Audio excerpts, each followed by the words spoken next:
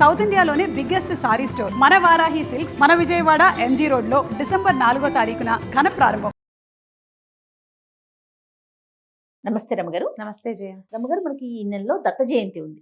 దత్త జయంతి యొక్క విశిష్టత, ఆ రోజు మనం ప్రత్యేకమైన ఏమైనా పూజ చేయాల్సిన, అంటే ఇంట్లో చేసుకునే పూజ కాకుండా దత్తుడికి ఏదైనా మనం ప్రత్యేకమైన పూజ విధానం ఫాలో అవుతామా? దత్తాత్రేయ జయంతి అవునండి. మార్గశిర పౌర్ణమి. మార్గశిర పౌర్ణమి ఈసారి గురువారం కూడా వచ్చింది. అవును, గురువారం దత్త జయంతి వస్తే మరీ విశేషం. మామూలుగా ఈ దత్త పూజ విధానము ఇది కూడా ఒక ప్రత్యేక మార్గమే జయ. ప్రత్యేక మార్గంగా కనపడుతుంది.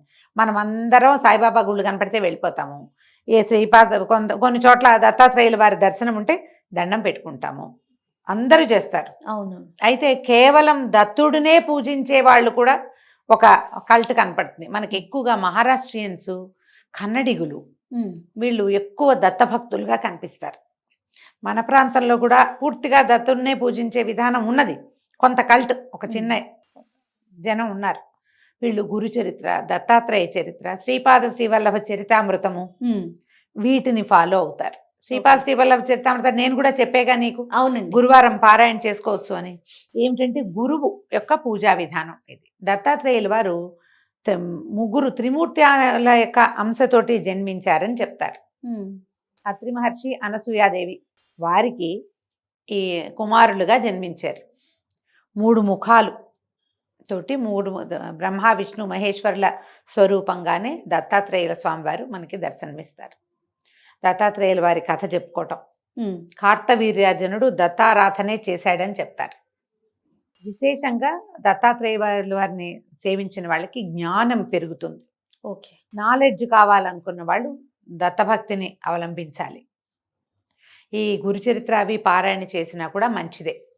ఈ రోజున ఈ దత్తాత్రేయుల వారి దేవస్థానాలు చుట్టుపక్కల ఎక్కడైనా ఉంటే మనం దేవాలయ దర్శనం చేసుకోవచ్చు. ఉదయం పొద్దున్నే స్నానం చేసి తెల్లవారంగానే స్నానం చేయటం, తర్వాత కొంచెం పూజా విధానం చేసుకోవటం, దత్తాత్రేయుల వారిని పూజించుకోవటం. దత్త పూజా విధానం పుస్తకాలు కూడా కనిపిస్తాయి.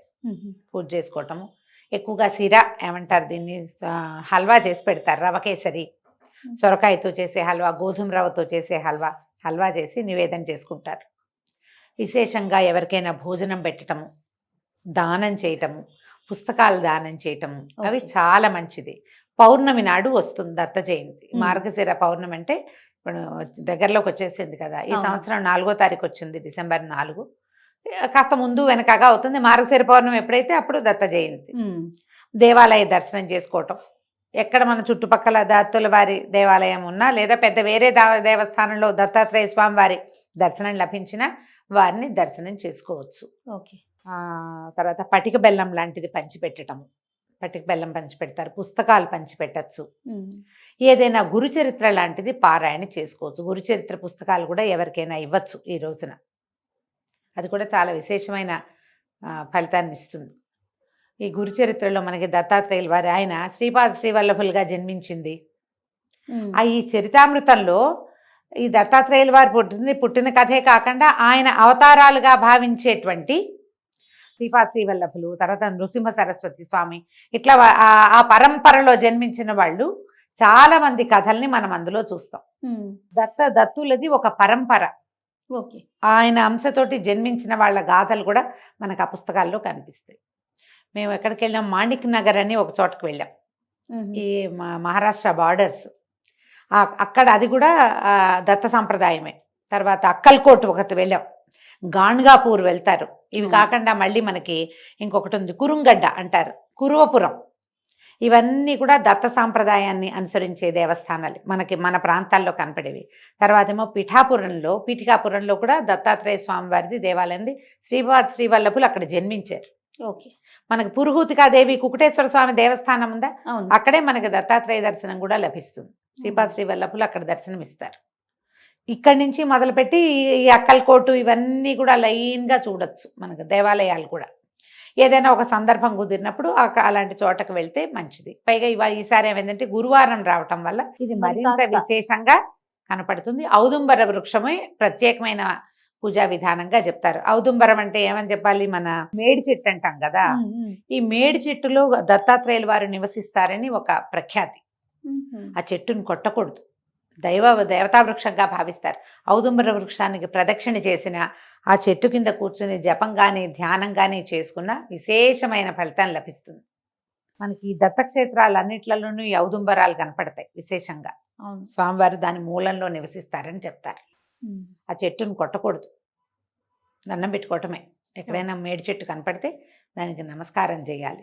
అదొక ప్రత్యేకమైన వృక్షంగా చెప్తారు. వీరికి ఆవాస స్థానంగా ఉంటుందన్నమాట. మనం రావి చెట్టు ఎట్లా దేవాలయాల్లో చూస్తాం, అవునండి, అవును. అట్లా దత్తక్షేత్రాల్లో ఈ మేడి చెట్టు కనపడుతుంది అనమాట.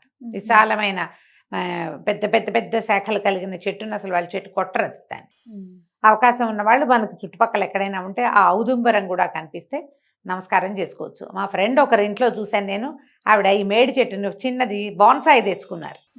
వాకిట్లో తులసి పక్కనే ఈ మేడి చెట్టు కూడా ఉంటుంది. స్వామి అక్కడ నివసిస్తారు కాబట్టి ఆవిడ రోజు కాసి నీళ్లు పోసి, ఆ ఔదుంబరానికి నీళ్లు పోస్తే జ్ఞానం పెరుగుతుంది. పిల్లల్లో కొంచెం మందబుద్ధిగా ఉంటారు చూడు, వాళ్ళ చేత ఈ ఔదుంబర వృక్షానికి ప్రదక్షిణ చేయించిన, ఆ చెట్టుకు రోజువారీ నీళ్లు పోయించిన, దాని కింద కాసేపు కూర్చోబెట్టి ఏదైనా ధ్యానం చేయించినా కూడా పిల్లల్లో జ్ఞానవృద్ధి కలుగుతుంది. ఇంత విశేషాలు ఉన్నాయి కాబట్టి దత్త జయంతిని ప్రత్యేకంగా జరుపుకుంటాం. తెలుగునాట ఇంచుమించుగా మన 2 రాష్ట్రాల్లోనూ పూజా విధానం జరుగుతుంది.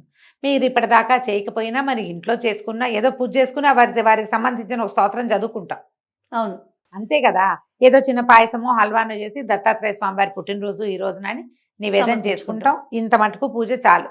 కుదిరితే ఏదైనా దేవాలయ దర్శనం చేయండి, అది కూడా మరింత మంచిది. దీంతో పాటు ప్లస్ నేనేమనుకుంటానంటే, ఇలా ప్రత్యేకమైన రోజు కాబట్టి ఈ గురు చరిత్ర ఇవి ఉన్నాయి కదా, స్వామి దత్తాత్రేయుల వారి చరిత్రలు చెప్పే పుస్తకాలు చాలా ఉన్నాయి. ఏదైనా ఒక పుస్తకంలో ఒక్క అధ్యాయాన్నైనా చదవండి తప్పకుండా.